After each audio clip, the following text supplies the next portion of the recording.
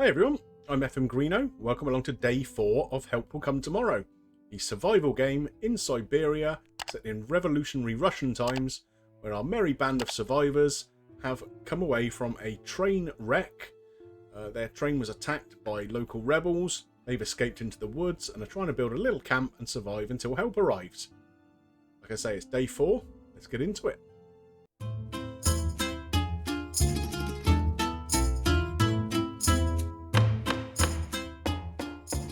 Well, we are starting to get to know the guys a little bit better now. So this is Sir Edward Grey. We have discovered he is a humbug, but he is valiant and dependent. So a bit of an odd mix of character traits there. But he seems to be building up his relationship with everybody in the camp, so that can only be a positive thing.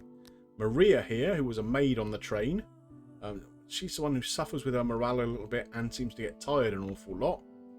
In terms of her relationship, again, she seems to be getting on better with everyone. She really doesn't think Sir Edward Grey is much good at anything, so I don't think we're going to put them on any tasks together, that's for sure. Dmitry Sokolov, the aristocrat here, well, his health and morale are superb, in spite of the fact that he's got a twisted ankle and a hand wound.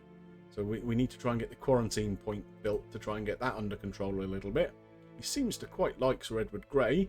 The others, so-so. And last but not least, Sergei. We've not heard a lot from Sergei as yet. He's the one whose morale is low, so we need to try and work on that a little bit. In fact, he lost an action point overnight because his morale was too low. In terms of his relationships, he doesn't really like this guy, I guess because he's like officer class. And Sergei, it looks like he's been in the military, but probably at a much lower grade. But he seems to get on okay with the others, so it's a decent start. Camp morale overall is at 64%. Not too bad. We'd like to try and get that up a little bit if we can. Camp visibility, 40%. It's a very clear day, so we're going to have to be careful, make sure the rebels don't come and find us. Well, over here on the left-hand side, obviously we can see the characters and the action points they have for today, but also some things that we need to take care of. So, Maria here is hungry and thirsty. As I said, we're here with Dmitry. He's got a lot going on. His hand wound needs taking care of. So Edward Grey is just hungry, and there's a bit of hunger and thirst over here too. But what we might do is get Maria. She knocked up a lovely bowl of soup yesterday, so I think we might try and get her to come and do the same, and they can have that for breakfast. So I think it was mushroom soup she made yesterday. So if she comes up here, we can probably get her to do this with poisonous mushrooms. I think by cooking them, that takes the poison out of them, so it doesn't really affect people too much. Ah, the fire level is too low. Okay, so we need to put something on the fire first. So, in order to use the fire, it has to be at 10% or higher level. So there we are. We've got that to 12% now. Maria can come down here, and she's going to make this mushroom soup with the poisonous mushrooms and try not to kill everybody. So we'll give that a go. Cook that up. One thing that we have to be mindful of with kind of fresh ingredients is they do degrade, they go off. So we always need to be keeping an eye on them. So if we take a look here, there's a little green bar underneath you can just about see, and that tells you how fresh whatever it is that we've got is. So she's now made that soup. So if we come back into here, we can go down, we'll find the soup. Suspicious soup. Yeah, it does look a bit suspicious, but I think they'll all enjoy it. There we go. So he's been poisoned. He's supposed to have an iron stomach, this lad. We found that out in an earlier episode, but now he's saying he's poisoned, so losing health and might die. So we can cure poisoning with antidote. Right, so again, that suggests we need to get this medical point set up. So let's send an expedition out. I think it's probably going to be with him anyway. Not very happy, but a bit of poisoning's not going to stop you going out for a walk, is it? I wouldn't have thought so. So, where can we go today? Let's get the guys set up and ready for it. So it's Edward Grey again, and Sergei. They seem to have done pretty well when they've been out on their expeditions so far. So we're going to send them out again today. So we need to send them... What are we looking for?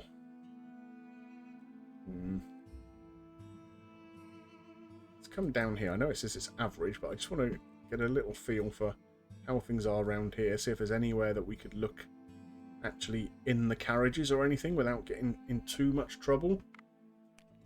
Maybe we can find some good resources actually on or around the train. So this is pretty good. We've got some moss, we've got some more mushrooms, a bit more string, scrap metal, canvas, which is really important, and some more psychedelic mushrooms. So that's good. Now we are going to come down here and have a look on the train here. Uh-oh, we've triggered an event here, so let's have a look. You get near the tracks. In fact, on some railway decks, there are signs that you have talked about earlier. You find information about the type of wood and date of felling, as well as the names of the inspectors. Sometimes even vulgar signs of the employees. Recent dates indicate felling west of the place where you are. However, felling doesn't have to mean the place where the woodcutters slept. They certainly cleared wood from the whole area, and they could have had this shelter even a few verses away.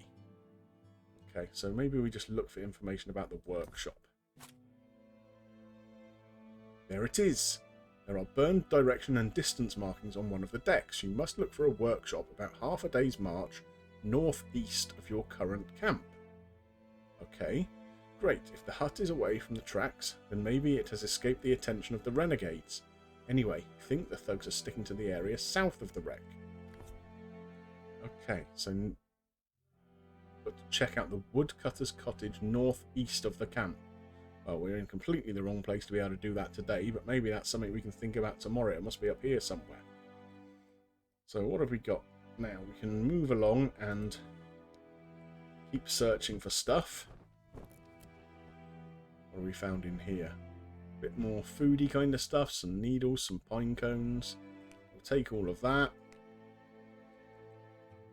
So that's risky there. We don't want to go anywhere risky. Maybe, I don't know, is it worth seeing how far we can get? We have to keep an eye up here on the loss probability.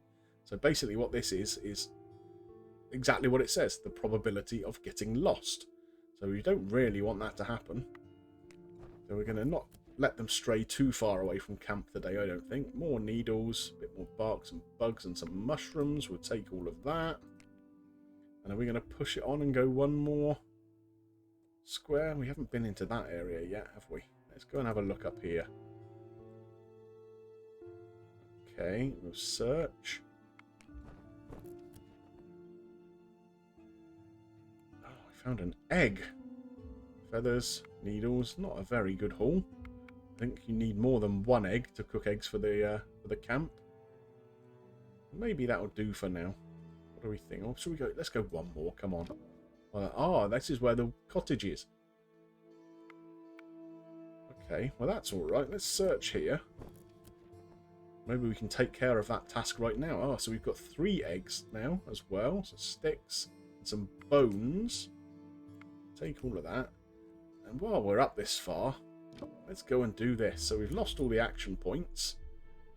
So you reach the place indicated by the woodcutter's marking. Further north, the road is blocked by a rocky cliff from which an avalanche probably rolled down quite recently. It doesn't look good. Decide to go down to the covered valley. Probably a makeshift road led here, which was used by construction workers. It is possible that on the other side of the massif there is a river harbour where heavy equipment was unloaded. Unfortunately, the pass is now full of snow, frozen earth and broken trees. At the edge of the landslide you can see the remains of a wooden wall and an overturned chimney. No one will rather stay here for the night. You approach the ruins. It looks as if an avalanche easily moved through the cottage by a few or even several dozen arshins. What are they? The foundations must be deep under the snow and there is no chance to get to them. But maybe something will be found in the shallow part at least.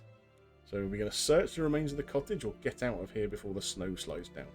Come on, while we're here, let's go for it. Digging in a landslide can be dangerous. But what is not dangerous in your situation? You remove the heaps to the side where you can stand stably and check the buried ruins. Surely you can dig out a lot of solid wood for the construction of the camp or just for fuel. The area does not look safe enough to be worth moving here. You'll have to organise several expeditions. The logs are too heavy to take everything at once. Maybe you will even find some tools, clothes or supplies in the next digging up. Okay, so we can come back up here then. Okay, that's cool. So we're going to return to the camp now then. But we can go back up there and search for more resources at a later date. So, the guys have come back with quite a good haul of stuff. And I think we are now able to build the quarantine point. We've got plenty of needles. We do have enough canvas now. We definitely should have enough wood. Yeah, look at it. We've got plenty. So, let's use these needles. And we're going to send Dimitri and obviously Maria, because they're the only people with any action points left. Oh, he actually likes her. So, there we go. So that's the first part of that built. I wonder whether we're going to be able to build something else. So we need to try and improve. He has a dodgy ankle and a cut hand. So which of these is going to be the most useful? Simple cover? No. So medical tools maybe? Yeah, I think that's what we're after. So do we have enough to be able to do this? Just about by the looks of it. So let's get on and do that. This is going to be good. So they can both stay here. Is it not enough resources? Why not enough resources? We have enough string. Oh, not quite enough bone. Is that it? Oh, they need 3 bone and we only have 2. We do have stone, so let's do that. Okay, so that's good. So we've now built like a little medical station, and hopefully we can now do something with him. Maybe not today, but tomorrow morning we ought to be able to get in and make him some kind of bandage and some kind of brace for his ankle, and that'll certainly improve his condition. But let's take a little look at what we actually need for that. Actions. So we've got wound dressing here. We need some water for that. Oh, we will need material if we're going to do that. Okay, and medicines for the limb brace. Again, we need material for that. So it's going to be another expedition tomorrow to try and find those things. So before we finish up today, we are going to get Dimitri to come down here. Oh, actually, should we get them to filter some water, or are we going to have a little conversation? Let's have a look. So we do have a little bit of water here, but these guys are thirsty. So let's give Maria some now. And Sergei. Everyone's really tired, but until we build this shelter, there's nothing much I can do about that. Put a little bit more fuel on the old fire, just to keep them warm in the night. Now, do we want to filter some more water, or are we going to get these two to fraternize a little bit more? You know what, I think we're going to do that. Get them down here. It seems to be working quite well in terms of getting the morale a little bit improved, so they like each other a bit more now. Camp morale has gone up, so hopefully that's going to help everyone's morale and action points for tomorrow. Sergei, his morale has gone up to 46 now, so that's not bad. I think we're ready to end the day and get into the nighttime conversations now. So let's go ahead and do that.